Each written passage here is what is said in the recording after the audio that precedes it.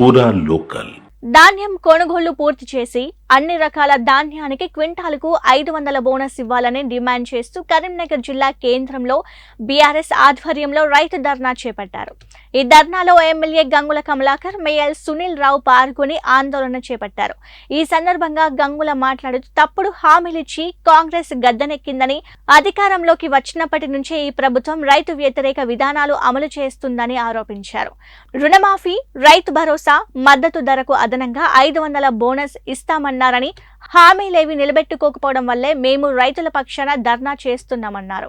కొనుగోలు కేంద్రాల్లో సన్నవడ్లను గుర్తించే విధానం లేదని, కొనుగోలు చివరి దశకు వచ్చినా ఇప్పటి వరకు 33 లక్షల టన్నులే కొన్నారని, తమ ప్రభుత్వంలో 95 లక్షల మెట్రిక్ టన్నులు కొన్నామన్నారు. ఈరోజు బీఆర్ఎస్ పార్టీ రాష్ట్ర పార్టీ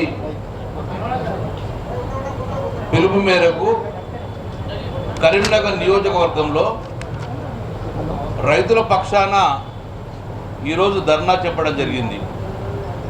ఎన్నికల కోడ్ దృష్ట్యా కలెక్టర్ ఆఫీస్ కాడ కానీ తెలంగాణ చౌక్లో కానీ పర్మిషన్ ఇచ్చే పరిస్థితి లేదు. కాబట్టి మా ఆఫీసులోనే ఈరోజు రైతులకు మద్దతుగా ధర్నా చెప్పడం జరిగింది. ఈ ధర్నా యొక్క ముఖ్య ఉద్దేశం ఏదైతే కాంగ్రెస్ ప్రభుత్వం ఎన్నికల హామీలో భాగంగా 100 హామీలు ఇచ్చి ప్రభుత్వం గద్దెనెక్కింది కాంగ్రెస్ ప్రభుత్వం. కానీ ఎప్పుడైతే రాష్ట్ర ప్రభుత్వంగా కాంగ్రెస్ పార్టీ పగ్గాలు పట్టినప్పటి నుంచి రైతు వ్యతిరేకంగానే ఈరోజు ప్రభుత్వ చర్యలు ఉంటున్నాయి. అందులో భాగంగా డిసెంబర్ 9 నాడే రుణమాఫీ చేస్తానడం, రైతు బంధు కాదు రైతు భరోసా వేస్తామనడం, రుణమాఫీ ఇంతవరకు కాలేదు. రైతు బందే వస్తుందిగా రైతు భరోసా వచ్చే పరిస్థితి లేదు. ముఖ్యంగా అందులో ఇంపార్టెంట్ ఏంటంటే వెంటనే ఎంఎస్పి ఇస్తూ కూడా వరికి 500 రూపాయలు బోనస్ ప్రకటిస్తాము. దాని ఎగ్జాంపుల్గా ఛత్తీస్గఢ్లో ఎలా ఇస్తుండ్రో అలానే ఇక్కడ ఇస్తామని చెప్పేసి ప్రజలకు హామీ కూడా జరిగింది. రైతు ఆ మాటలు నమ్మడం, రైతులందరూ టీఆర్ఎస్ పార్టీ మీద ప్రేమ ఉన్నా కూడా మాకు ఇంకేదో బోనస్ వస్తుందని చెప్పి వాళ్ళందరూ రైతులంగా కాంగ్రెస్ పార్టీ పోటేసి కాంగ్రెస్ పార్టీని ప్రభుత్వం తీసుకురావడం జరిగింది. కానీ ఈరోజు మళ్ళీ ప్రభుత్వం మాట మార్చే ప్రయత్నం చేస్తుంది. ఈరోజు ఎట్టి పరిస్థితుల్లో ప్రభుత్వం మాట మార్చినా కూడా ప్రభుత్వం ప్రజలకు ఇచ్చిన హామీలు నెరవేరాలని చెప్పేసి ఈరోజు ప్రభుత్వం మీద ప్రజలు బిల్డప్ చేయాలని చెప్పి ఈరోజు మేము ధర్నా చేయడం జరుగుతుంది. ఈ ధర్నా వలన ప్రభుత్వము కాంగ్రెస్ ప్రభుత్వం పునరాలోచించుకోవాలి, రైతుకు ఇస్తాన హామీని నెరవేర్చాలి. ఈరోజు 500 రూపాయల బోనసు ఎంఎస్పితో పాటు ఇవ్వాలని చెప్పి ప్రధాన డిమాండ్గా ఈరోజు ధర్నా చేపట్టడం జరిగింది. OPMS online procurement management scheme, OPMS ద్వారా రైతుల కొనుగోలు జరుగుతుంది. ఆ కొనుగోలులో దానికి అడిషనల్గా 500 రూపాయలతోటి రైతు అకౌంట్లో డబ్బులు వేయాలని చెప్పి మా ప్రధాన డిమాండ్. ఎంఎస్పి 2200 రూపాయలతో పాటు ఈ 500 రూపాయలు అడిషనల్గా బేషరతుగా, అంటే ఎవరికి కూడా కండిషన్ లేకుండా, ఎలాంటి కండిషన్ లేకుండా వారికి ప్రతి ఒక్క అకౌంట్లో ప్రతి క్వింటాలకు 5 రూపాయలు బోనస్ ఇవ్వాలి. కానీ ఈరోజు సన్నబట్టకే ఇస్తా అంటున్నారు. నేను ప్రభుత్వాన్ని సూటిగా ఒక ప్రశ్న అడుగుతున్నాను, సన్నబట్టలను మీరు ఎట్లా గుర్తిస్తారు? ఓపీఎంఎస్ కాలంలో ఎక్కడ సన్నబట్టలు లేవు. గ్రేడ్ 1 ఉంటుంది, గ్రేడ్ ఏ ఉంటుంది, కామన్ రైస్ ఉంటుంది, కామన్ ఉంటుంది.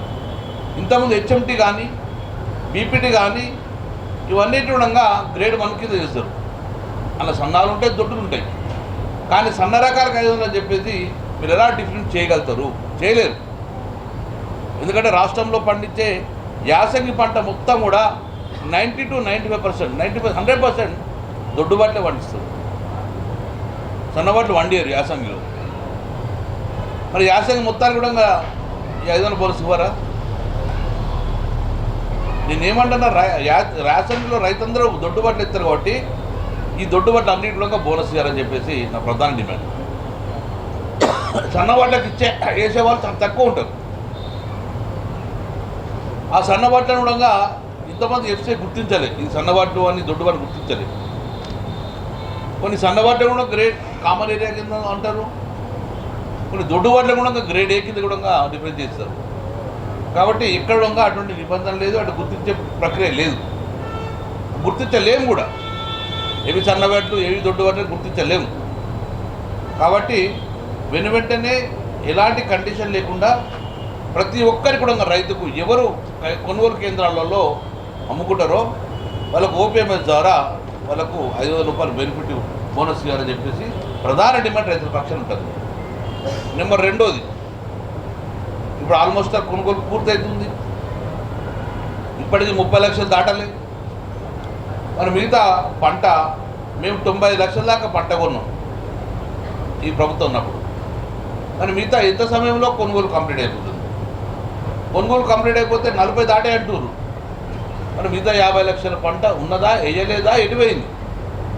కొనుగోలు కేంద్రానికి వస్తలేదు, ప్రైవేట్ మార్కెట్కి వెళ్ళిపోయిందా? రైతు తక్కువ ధరకు అమ్ముకున్నాడా? మరి వాళ్ళ పరిస్థితి.